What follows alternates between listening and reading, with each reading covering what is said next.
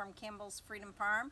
And the last thing that we want to do for fall, even though it's going to be in the hundreds this week, is we're going to start some cold weather vegetables and your last warm weather vegetables. So let me show you what I'm going to do. This is an amazing leftover, recycle, reuse planter. It's not a planter, it holds the plants. And do you see the size difference? This is only 2 inches, this is 5 inches.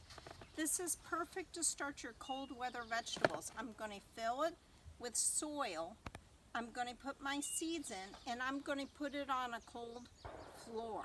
And I don't have to worry about it. I don't have to water it all the time. I could put a tray underneath. Very simple for the cold weather vegetables. Now, as far as the warm weather, such as zucchini, because we could get one more crop of zucchini in, this is going to grow a couple of them, and it's going to be outside. And as they get larger, then I'll transplant them. So let me show you what I'm going to plant. All right, what I have done with this tray, ooh, it's heavy. 3/4 of the way I have filled with vegetable soil. And the rest I have done the seed starting mix. Why? Because these are 5 inches deep, and these little seedlings are going to grow deep, and they need the regular soil. The first thing I'm putting in is the melting sugar. I love peas, snap peas, doesn't matter. So what I'm going to do, if you want to watch, I'm only going to do about 5 because I'm going to do some later on. And I'm going to go about 1 inch with these. And these will be easy to pull out later on. And I have already marked this. The next one is cilantro. Now cilantro, you just almost scatter it. This is coated, so all you do is kind of coat it and just sprinkle it around. And I get thin these out, but I never thin. It's a rarity. It's just a waste of a seed. I just pull them apart. And this is all I'm going to put because in about 2 weeks I'm going to start a new set. And then some of the other stuff you could start are the carrots. Now I'm just going to do some, maybe 10. And people don't realize with beets and carrots and lettuce, these are easy to pull out and put into the ground. Okay, this is, see how easy this is? Somebody told me once, oh, you can't move a seedling of a carrot or a beet or anything. It's just a plant. Of course you can. Some of the other stuff you could do are beets. And we love beets. And for me, I like the foliage. I do a lot of salads. Taylor's iffy on it, but she'll eat it because she knows it's healthy. But I do a goat's cheese salad with that. And just sprinkle these in. And watch your beets. Just so you know, groundhogs love these. I learned the hard way. And the last one are the cold crops such as broccoli, leeks, all of that. This is time to start it. And I'm just going to scatter this around. And that's it. Now I've already marked this, so I could take these off. But all your spring vegetables, it's time. They're for the fall as well. Now, the care of this is, I'm just going to sprinkle a little soil on the beets and the carrots and stuff. The peas I pushed in, they're okay.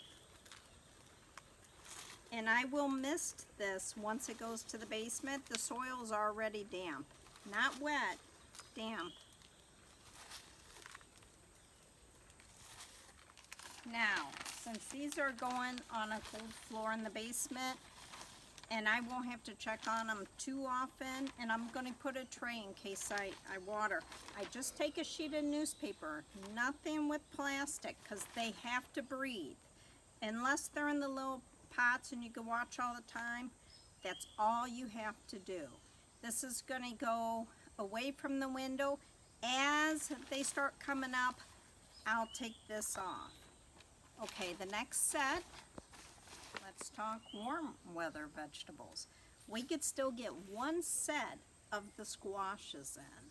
I'm in zone 5, 6, so this is perfect. So, I don't know about you, I love squash, but you could eat so much of this before you start giving it away. Okay, this particular one is Cocozella. This just looked amazing. It's heirloom, and it's the long ones with the stripe. Okay, so this is great. So what I like about this one, it's going to go in a cage later on.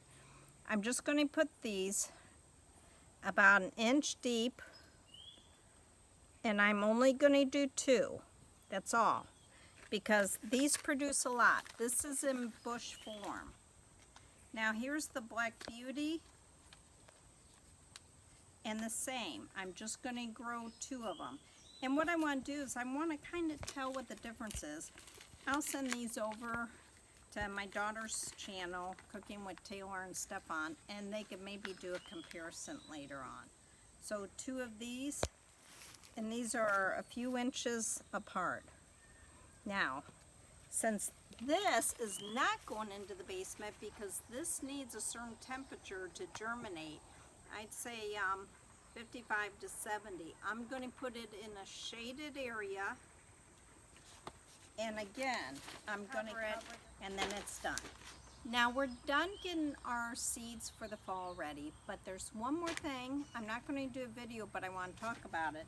I do this always in July to get ready for the holidays.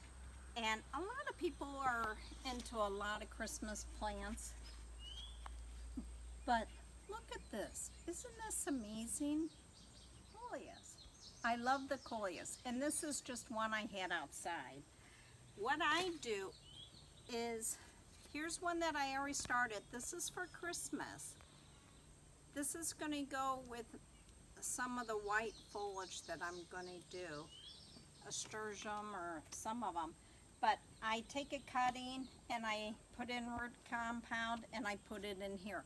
By the time October's here, it'll be bushy and it's perfect size for all your arrangements. But this is the last, getting ready for the fall. But I do want to say what we're going to do next. Taylor is going to show you how to plant some ferns tomorrow. We've had it with the groundhogs. They're really killing my annuals. We're going perennial. So this weekend and next is all about the perennials. Please subscribe, like, and share. Subscriptions and thumbs up really is a big deal to us. Have a great day.